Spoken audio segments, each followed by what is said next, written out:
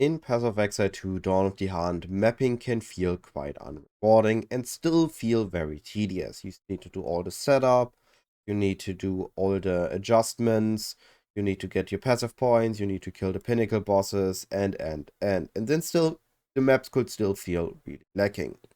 However, we have an alternative, and that is Trial of Sekhemas. Hey, I'm Cyclon. In a 0.1 patch of Path of Exile 2, in the initial release, I farmed quite a lot of Trial of Sekhemas, and it felt very rewarding, so I revisited it a few days ago to test out if it's still good. I did the test runs live on stream, and it felt pretty good. I made like 20 divines back with just 10 runs. 9 actually because 1 bricked. So, just in a few runs, I made back the currency I needed for my relics and then some.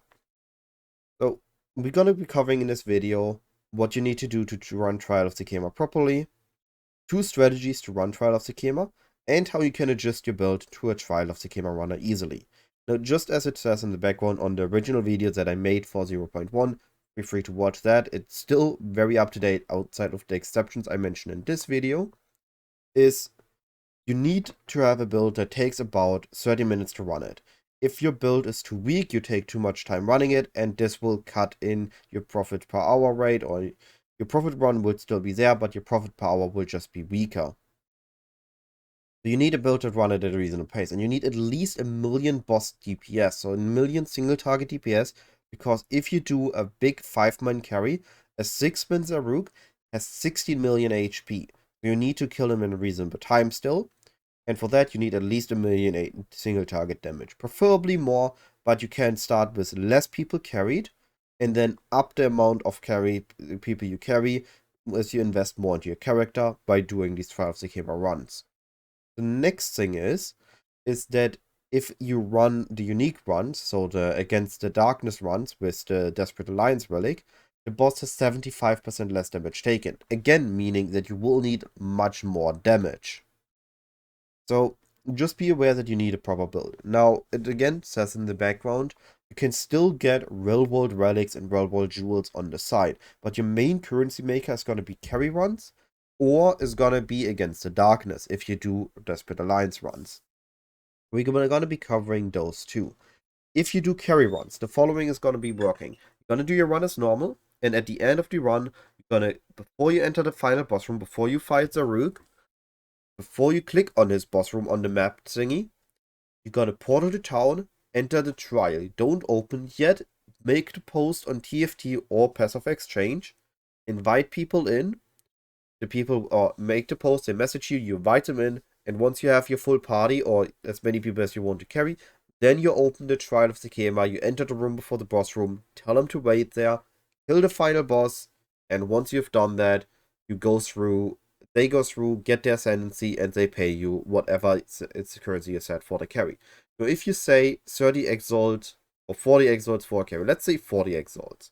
If you're doing very good services, your build is fast, your run's fast, and you kill the boss quickly, you can ask 40 Exalt for service. Now, with the current price of 90 Exalts to a Divine, this is, with 5 people, a little bit more than 2 Divines. At 2 Divines per run, 30 minutes taking per run, you could make 4 Divines an hour easily. But this does not include the relics, this does not include the jewels, it will just add up more on your run. So just making this extremely easy to generate currency with.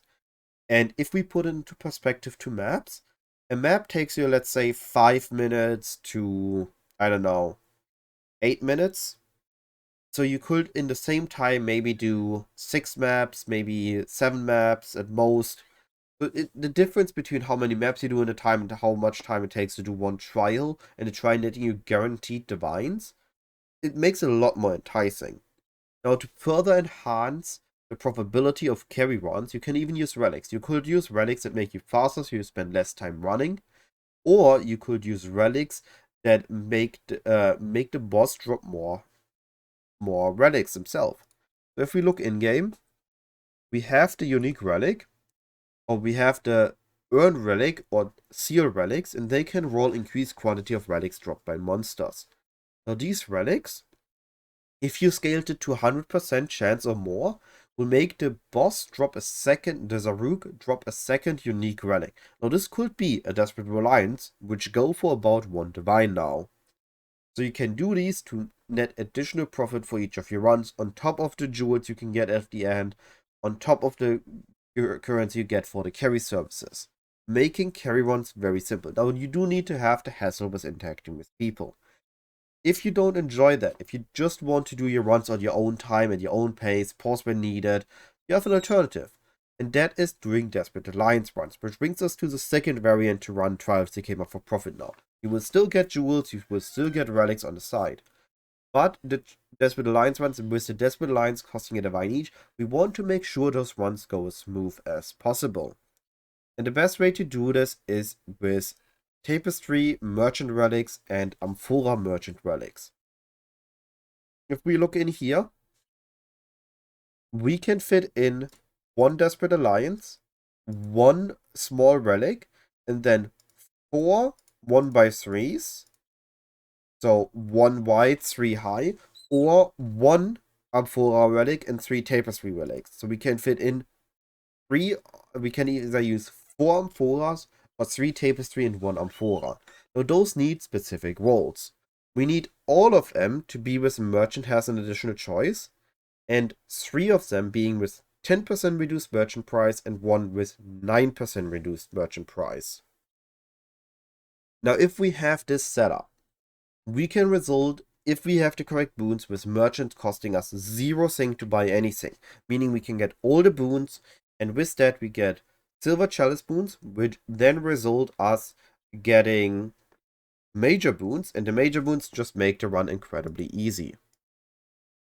Just gonna give you some background footage here and explain this further.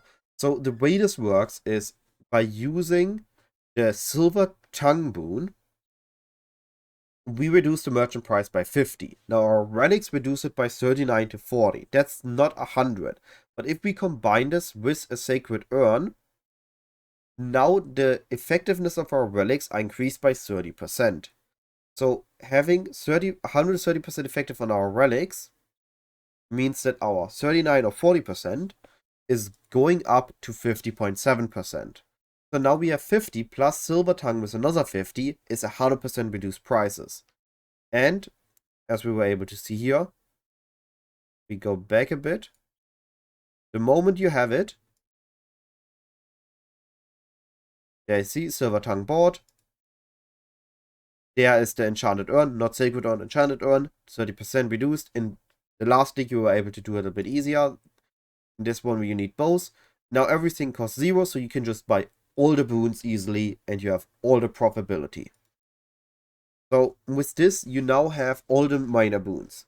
Once you have all the minor boons, you're going to get a lot of major boons. The major boons are things like cannot be afflicted with curses, with afflictions, see the whole map, traps are disabled, the first hit each room doesn't count, and you just have a very smooth time, and you're just gonna zoom through the last floor, and you can kill the boss easily because you have the more damage, less health, and just all the boons that make it easy.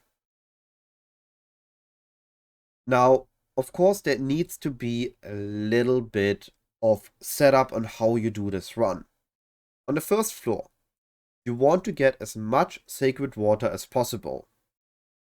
Then on the end of the first floor, you're gonna have a guaranteed merchant. If he doesn't offer you the sacred urn or the silver tongue, you will look for as many merchants on the second floor as possible that give you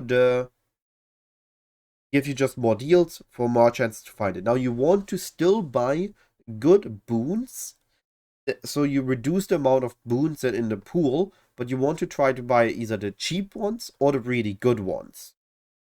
If you do it that way, you reduce the amount of boons, but you still keep like 500 sacred water, so you have as easy of a time as possible to just still be able to afford the important ones, the silver tongue and the sacred urn. Just like, again, good timing scene in the background. Now, once you have that, you have all the relics, you have all the boons on the second floor collected. On the third floor, you're just going to repeat it, look for as many merchants as possible, just get all the boons, all the major boons, be happy with that. And once you have this, On the 4th floor, you don't really need to care about more boons. What you can do instead is you look for keys. So you want at least 4 golden keys and a few silver keys. On the final floor, after killing the final boss, you're gonna be finding those primed gold chest and prime silver chest. And what we are looking for is prime gold royal, giving us jewels, prime gold timeless, giving us timeless jewels, prime gold spectrum, giving us unique spectrum jewels, which are worth the most out of these jewels. They can be multiple divines. And then we can also use, if there are none of these 3 that we actually care about, we can use mysterious or medium relics, giving us chance for random currency or chance for good rolled medium relics, which is the 1x3s or 3x1s. Or we can get Arcanist, which has a small chance for currency, which is neat to have. You're not going to be getting big stuff out of those, but better use those than not gaining anything out of it, right? And with this, you have your ones done. Now I said there is a way to make every build into a Sanctum runner, and I wanted to cover that as well. If you want to run Sanctum efficiently and you're an attack-based build, you don't have access to a lot of intelligence. Now I'm a special case because I'm actually using hybrid defenses, so I need some int, but Blink still requires you to have a lot of intelligence. So what you can do is you have a weapon swap, and you're gonna get a wand with intelligence, gonna get a shield with cooldown recovery rate, which is called Crest of Adura. If you corrupt it, you can get even more than 50% cooldown recovery rate. And then on your passive tree, you can do a weapon swap. So you grab intelligence nodes, and you can grab multitasking, distracting presence, and a small node around it. And you can grab quick change act, so you have weapon swap speed, so you get all the cooldown recovery rate. With this cooldown recovery rate, our blink now only has about 1.5 seconds cooldown. Now it's a little bit more, even supported by Ingenuity, but it's pretty good. So when we have blink now, we can blink every about 1.5 seconds. Now let's say 1.6 because cooldown, because pressing, because timing, but it's pretty good to have in like gauntlet rooms and escape rooms where you just want to be fast. And even in other rooms, sometimes it's just good to have. So what you have is your main head, you just have your damage, you kill enemies, and whenever you want to, what I use is I have raise shield on my middle click. It's a little bit faster than using a spell like Power Siphon or whatever your wand is granting. So I have the raise shield, and then I do raise shield,